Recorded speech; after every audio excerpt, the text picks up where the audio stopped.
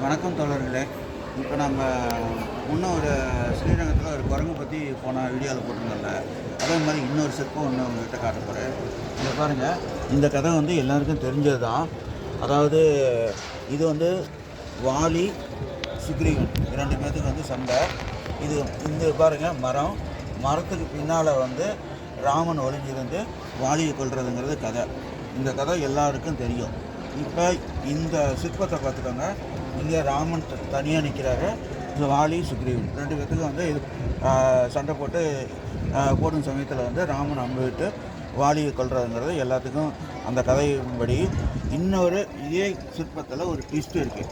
என்னன்னா, இங்கே அப்படியே வாங்க, அதனுடைய அடுத்த சிற்பத்தில் இங்கே பாருங்கள், அதே வாலி, அதே சுக்ரீவன், அதே ராமன். இந்த இடத்துல பாருங்கள் மரம் இல்லை. ஏன் மரம் இல்லை? அதுதாங்க ட்விஸ்ட்டு. பக்கத்தில் இருக்கிற லட்சுமணன் ஓகேங்களா, தம்பி இருக்கும் பொழுதே தான் வந்து தனியாக இதை மரத்துக்கடையில் நின்று ஒளிஞ்சு சண்டை போடணுங்கிற அவசியமே அவனுக்கு இல்லை. தம்பியோடைய படைக்கு அஞ்சான். இப்போ புரியுதுங்களா? ரெண்டும் ராமாயணத்தில் ரெண்டுமே வந்து ஒரே கதைகள் தான். இதில் மரம் இல்லை.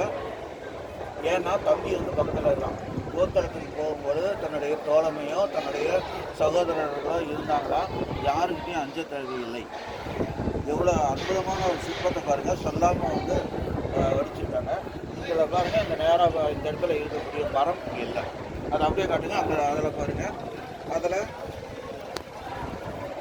அதில் பாருங்கள் மரம் அப்படியே வந்து ஃபுல்லாக இருக்கும். ஓகேங்களா? அடுத்தடுத்த சிற்பங்கள் எவ்வளோ அருமையாக இருக்குது பாருங்கள். நீங்கள் ஸ்ரீரங்கம் வந்தீங்கன்னா இதை நீங்கள் தொடர்ந்து இது மாதிரி சிற்பங்களை பாருங்கள். அடுத்த ஏதாவது உங்களுக்கு சிற்பம் கிடைக்கும் பொழுது உங்களுக்கு அடுத்த வீடியோ போடுறோம்.